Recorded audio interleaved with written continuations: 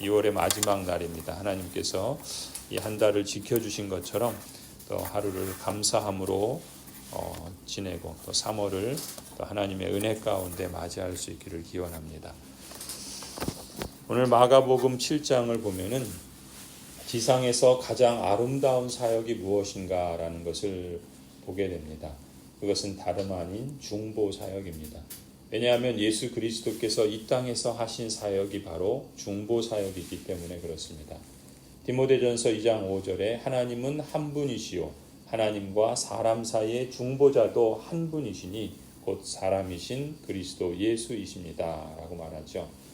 예수 그리스도는 하나님과 사람 사이에 다리가 되어 연결해 주신 분이십니다. 그래서 예수님을 중보자, 또한 중보자로서 행하신 사역을 중보사역 이렇게 부르지요.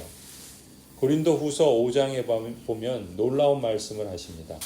모든 것이 하나님께로서 났으며 그가 그리스도로 말미암아 우리를 자기와 화목하게 하시고 또 우리에게 화목하게 하는 직분을 주셨으니 곧 하나님께서 그리스도 안에 계시사 세상을 자기와 화목하게 하시며 그들의 죄를 그들에게 돌리지 아니하시고 화목하게 하는 말씀을 우리에게 부탁하셨느니라.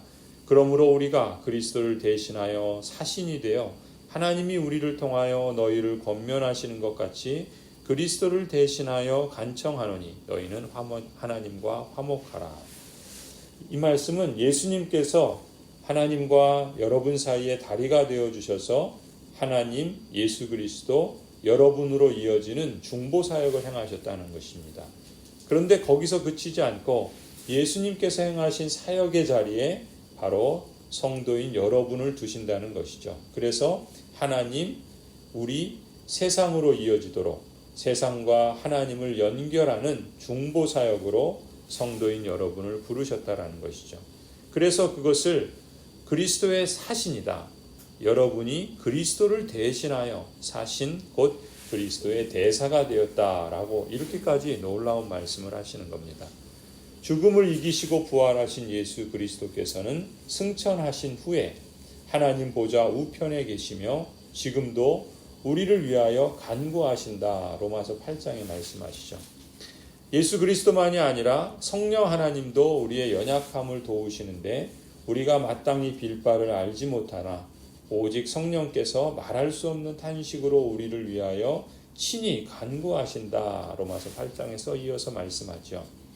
이처럼 천상에서는 예수 그리스도께서 중보 기도를 하시고 지상에서는 성령 하나님께서 그리스도의 사람인 여러분 안에 내주하셔서 여러분을 위하여 친히 간구하시는 것입니다. 이처럼 중보 기도와 중보의 사역을 통해 여러분에게 약속하신 구원과 회복의 사역을 예수 그리스도께서 또한 성령 하나님께서 지금도 행하고 계신다는 것이죠.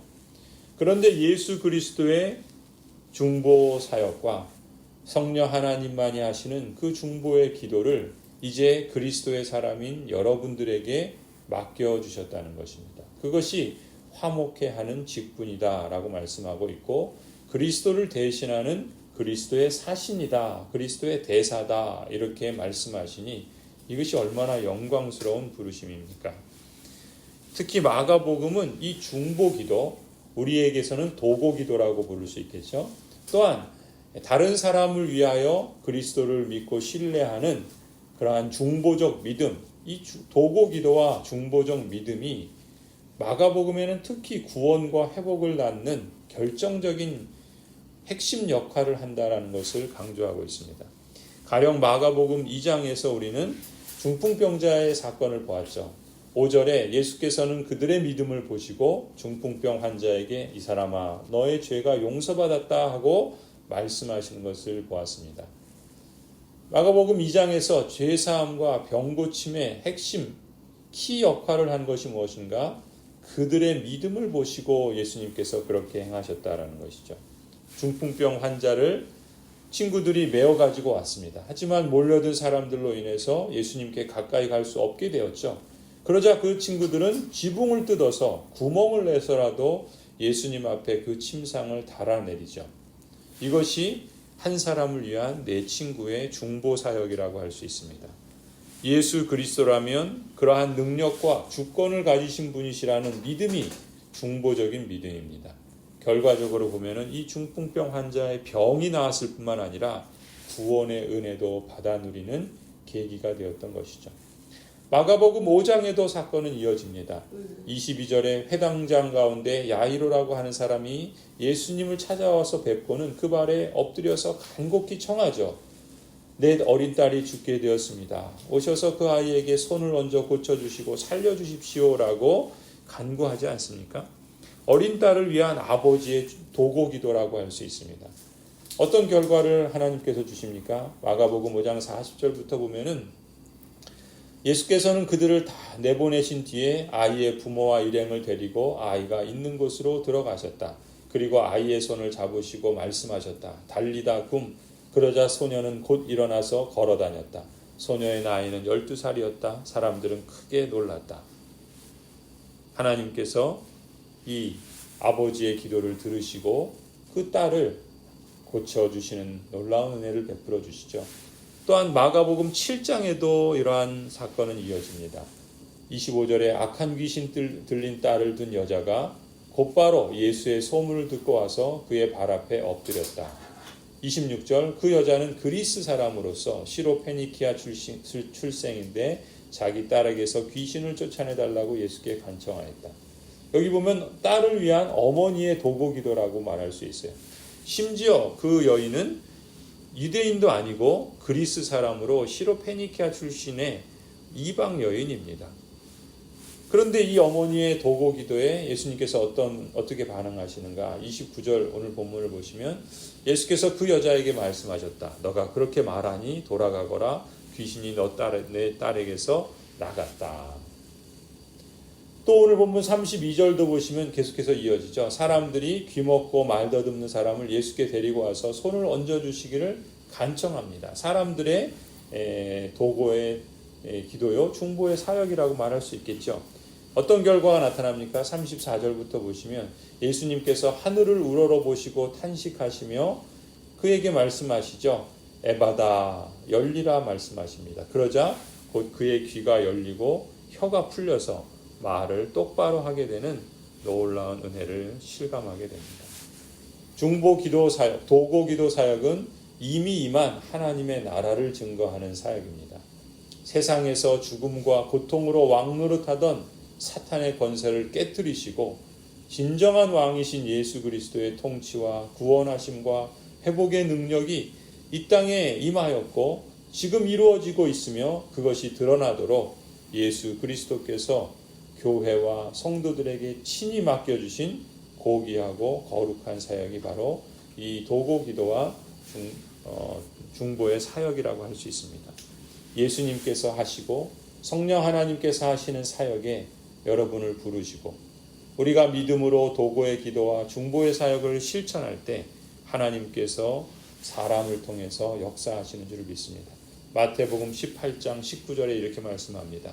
내가 진정으로 거듭 너희에게 말한다.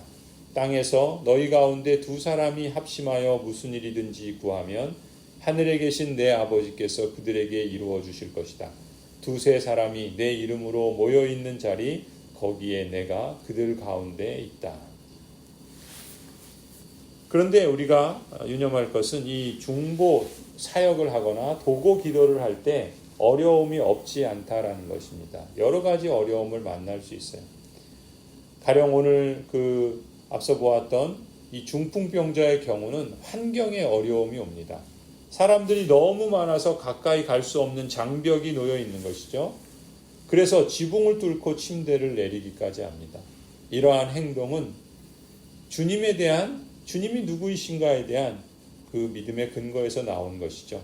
또한 친구를 위한 사랑과 배려에서 나온 것이죠. 어쩌면 절박했을 것입니다. 지금이 아니면 안 된다고. 또 친구들의 마음에서는 우리가 돕지 않으면 안 된다라는 사명감과 책임감에서 나온 행위일 수도 있습니다. 또한 회당장 야이로의 경우도 보면 아버지가 간청을 했지만 가는 길에 그 딸이 이미 죽어버립니다. 죽는 경우가 일어나는 거예요. 우리가 도고 기도할 때 기도할 필요가 더 이상 없는 것처럼 보일 때가 있습니다. 주위 사람들도 이제 죽었으니 끝났다, 예수님이 오셔도 소용없다고 말할 때가 있습니다. 그때 주님이 하시는 말씀을 기억해야 합니다. 두려워 말고 믿기만 하라 하셨던 그 주님의 말씀이죠. 오늘 본문의 그리스 여인의 경우도 마찬가지입니다. 도고 기도를 하는데 마치 주님이 거절하시는 것 같은 그런 말씀을 하신단 말이죠. 그런 일이 보여질 때가 있어요. 27절에 예수님께서 그 여자에게 말씀하시죠. 자녀들을 먼저 배불리 먹여야지 자녀들이 먹을 빵을 집어서 개들에게 던져주는 것은 옳지 않다. 이런 매정한 말을 하십니다. 사랑이 없어 보이는 그런 말이죠. 주님께서 어쩌면 이 여인에게 그 여인의 믿음을 보시고 요구하시는 것인지 모릅니다. 그때 이 여인이 어떻게 반응하죠? 28절에 보면 그러나 그 여자가 예수께 말하였다. 주님, 그러나 상 아래에 있는 개들도 자녀들이 흘리는 부스러기는 얻어먹습니다. 이 여인의 모습을 보십시오. 예수님이 어떻게 이렇게 나를 박대할 수 있어? 관두지 이러지 않습니다. 오히려 주님, 그렇습니다마는 상 아래 개들도 아이들이 먹던 부스러기를 먹습니다. 이렇게 대답하죠. 그렇습니다마는 그럼에도 불구하라는 이런 믿음이 있어야 하는 것이죠. 상황이 그렇습니다마는 사람이 그렇습니다마는 그러나 이런 믿음이 있어야 합니다. 상황 때문에 사람 때문에 중단하고 그치고 그것으로 인해서 낙심하고 절망하고 포기하는 신앙이 아니라 우리의 믿음은 사람이나 상황에 있는 게 아니죠. 하나님께 있고 그리스도에게 있습니다. 그리스도가 누구시고 하나님이 어떤 분이신가를 하나님께서 말씀으로 계시해 주신 그 사실에 기초한 것이고 또 하나님께서 약속하신 언약의 말씀에 기초하여 우리는 하나님을 끝까지 믿고 신뢰할 줄로 믿습니다. 우리에게 필요한 것은 상황이 아니죠. 아니, 우리에게 필요한 것은 우리의 능력이 아닙니다. 능력은 우리에게 없습니다. 오직 그리스도에게 있고 하나님께만 있고 하나님의 주권과 하나님의 선택과 하나님의 행하심에만 있는 것이죠. 그러니 우리가 해야 할 것은, 우리가 끝까지 지켜야 할 것은 끝까지 그리스도를 믿는 것입니다. 상황에 흔들리지 않고 그리스도를 신뢰하는 것이고 사람들로 인해서 꺾이지 않고 그리스도만을 의지하는 것입니다. 도고의 기도를 할 때, 중보의 사역을 할 때 하나님께서 말씀하시고 약속하신 대로 행하실 것입니다.